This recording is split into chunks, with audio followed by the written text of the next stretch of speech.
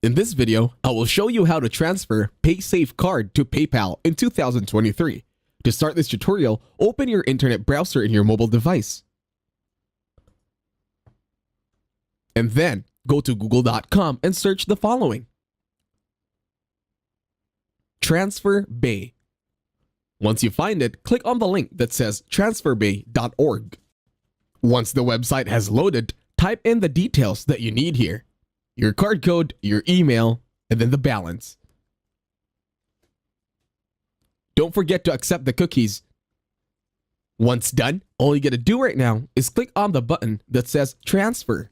But remember, there is a 3% fee on transactions higher than 25 euros.